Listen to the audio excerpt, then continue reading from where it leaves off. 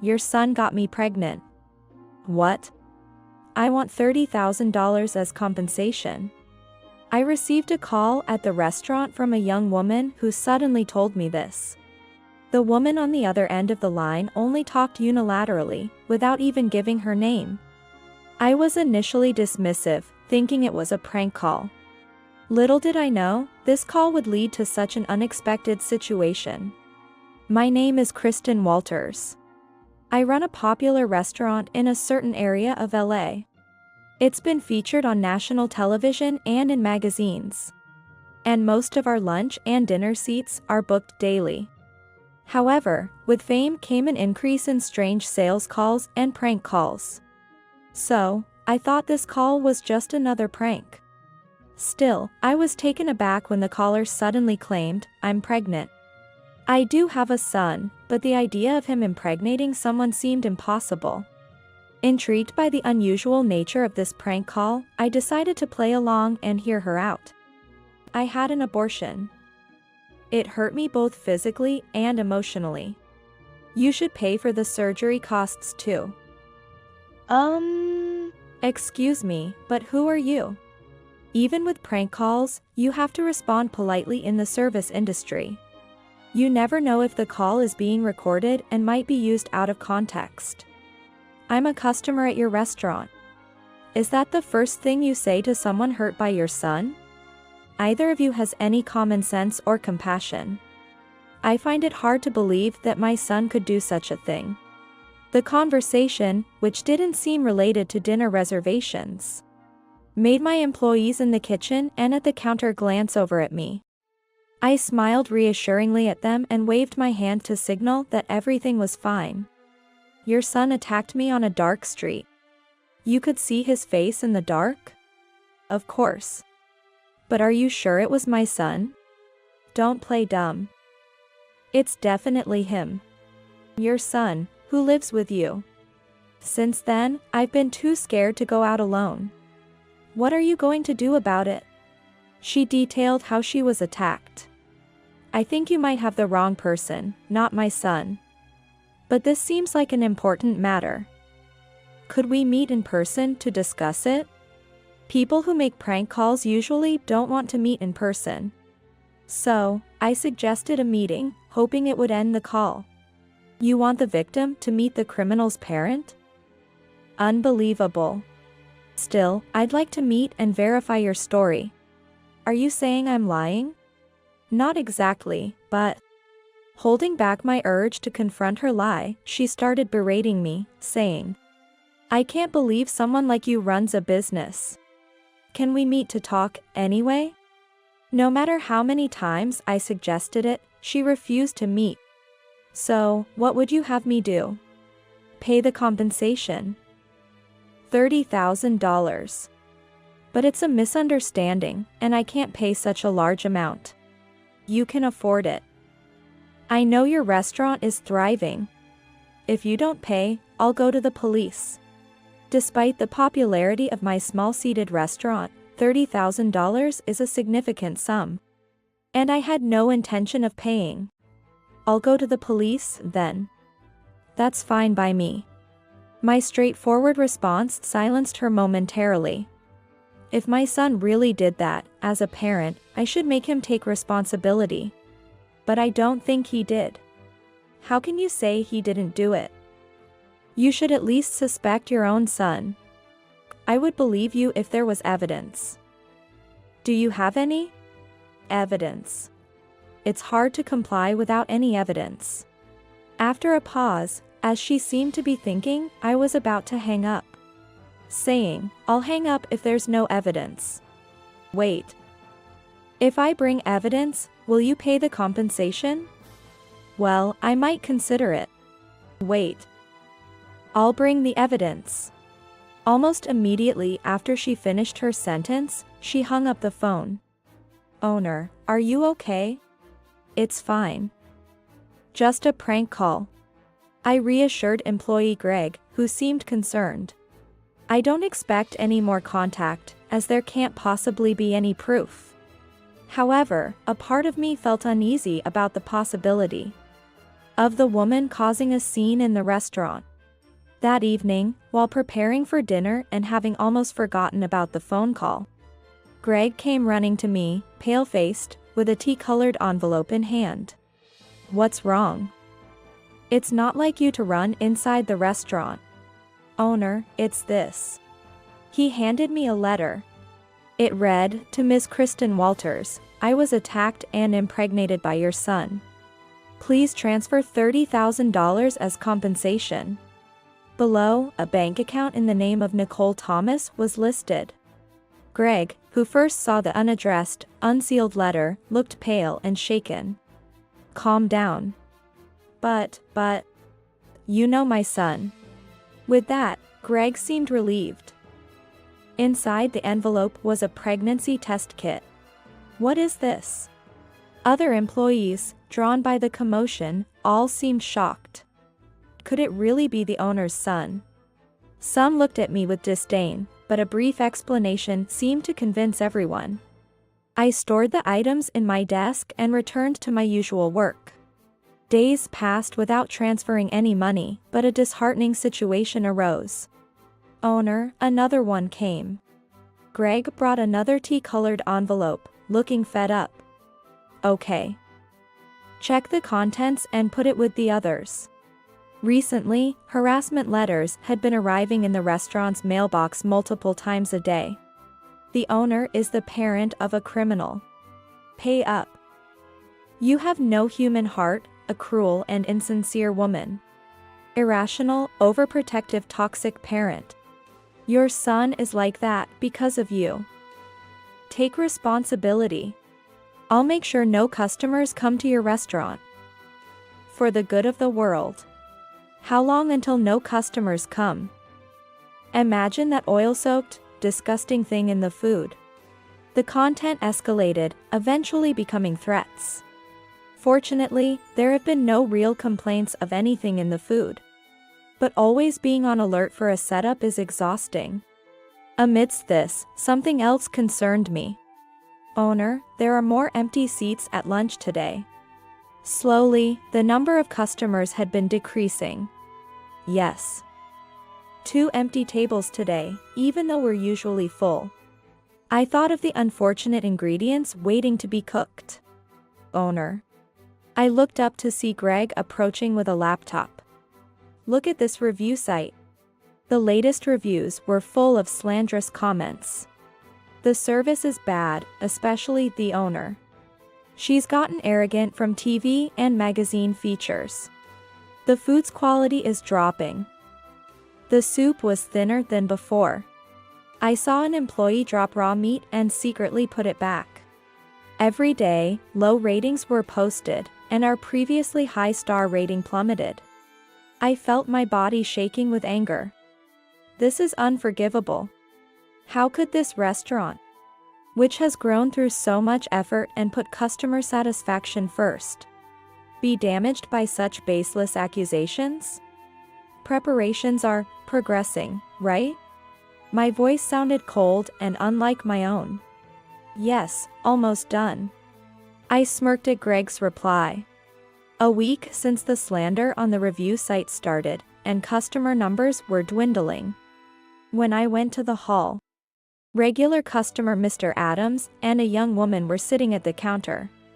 "Thank you for always coming, Mr. Adams. You're having a tough time, Kristen." After I greeted him, Mr. Adams offered words of sympathy. "No, work is my passion."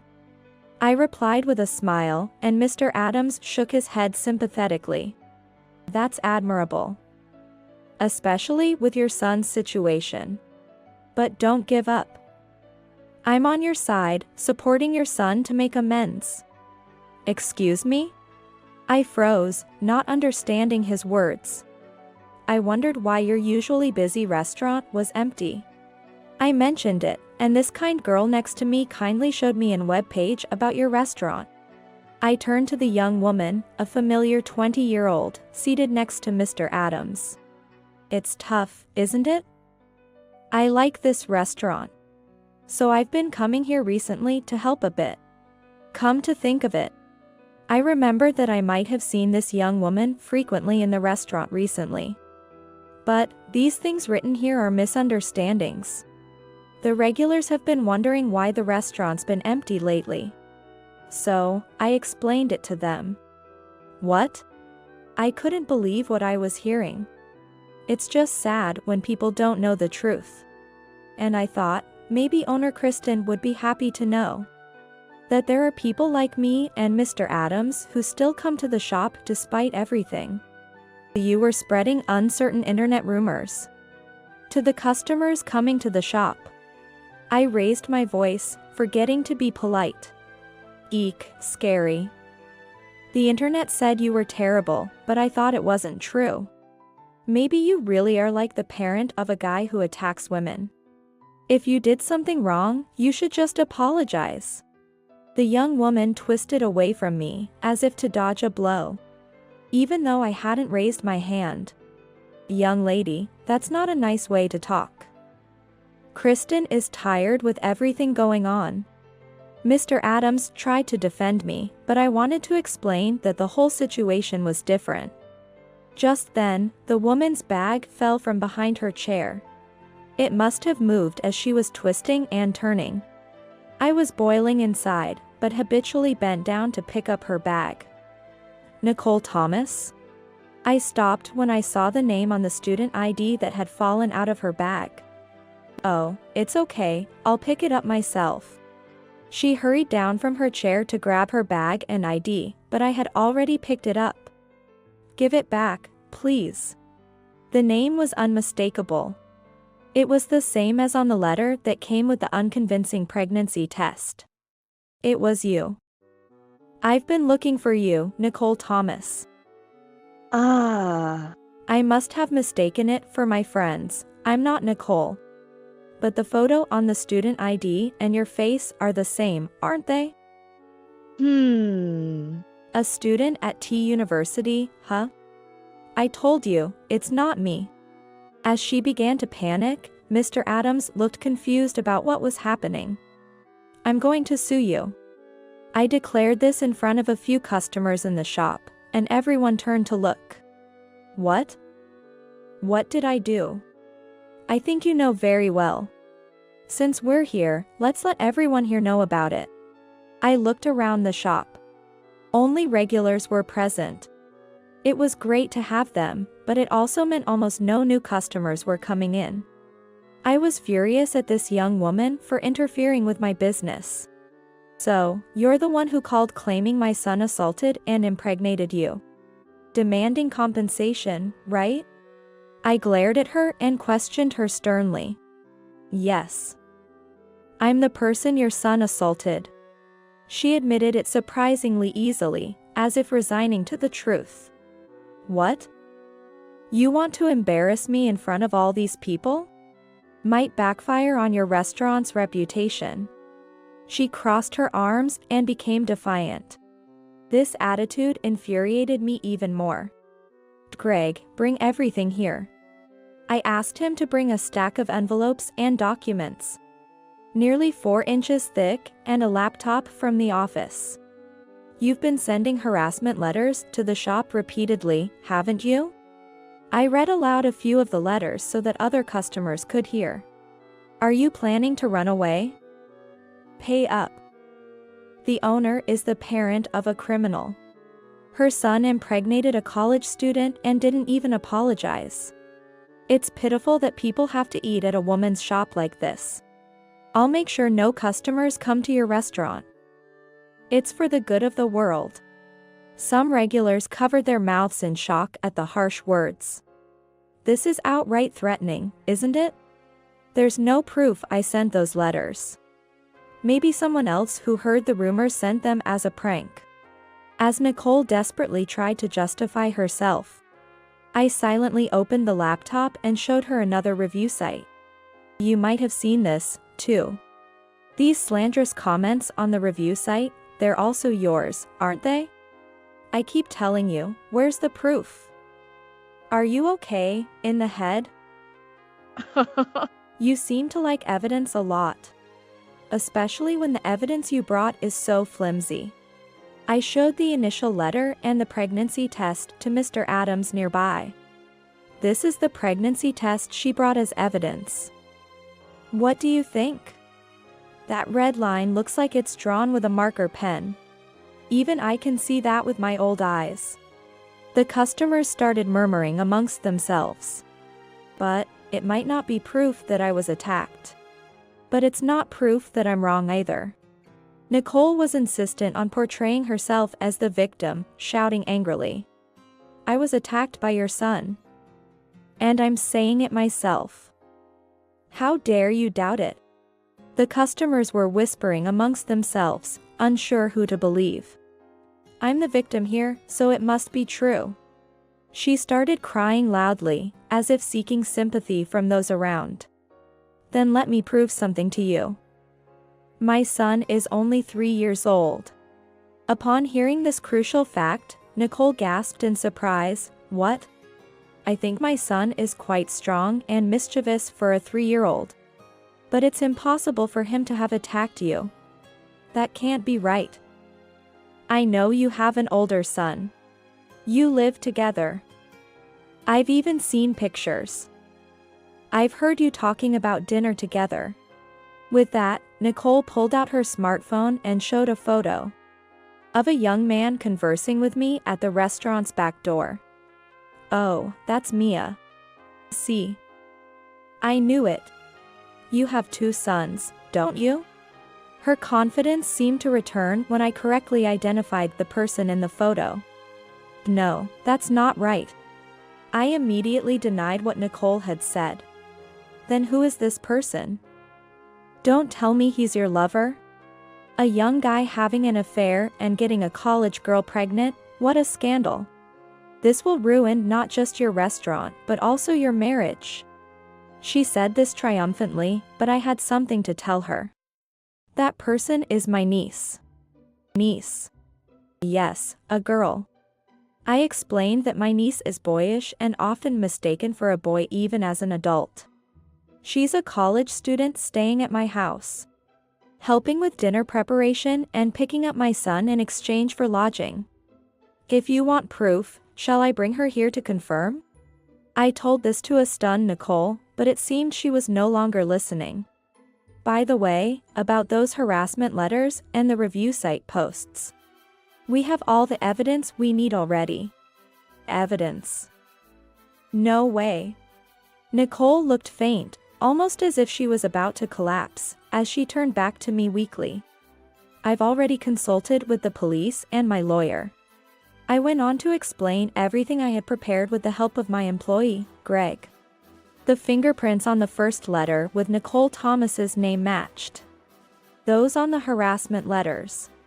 The poster on the review site had been identified as the same person after a disclosure request. Having no escape, Nicole sat down weakly. Didn't you just say if you did something wrong, you should apologize quickly? Nicole mumbled something, but I couldn't make out if it was an apology. I'll be informing the police about you. And of course, your parents and your university. Expect a claim for damages. No, please don't do that. I'm still a student. Please have mercy. You're an adult, over 18 years old. You have to take responsibility for your actions. That's going to be a problem. Please, I'm begging you, stop. After that, I filed a criminal complaint against Nicole Thomas for defamation and business interference and claimed damages for the restaurant's loss. It turned out she had been extravagant with money, buying designer bags and clothes on credit cards, and turned to this crime when she couldn't pay. She was expelled from her university. The news spread, and Nicole's personal information was identified, leading her to become the target of harassment. Through a lawyer, we got the slanderous comments on the review site removed. The commotion in the shop unexpectedly worked in our favor, clearing up misunderstandings with our regular customers. Now, the number of customers has completely returned to normal. When the commotion occurred, the number of new customers decreased. But regular customers who left our restaurant were almost nothing. Despite Nicole spreading false information, they didn't believe her. It's still unclear why that young student's aim was at me. But the fact I was trusted by my customers undeniably made me happy.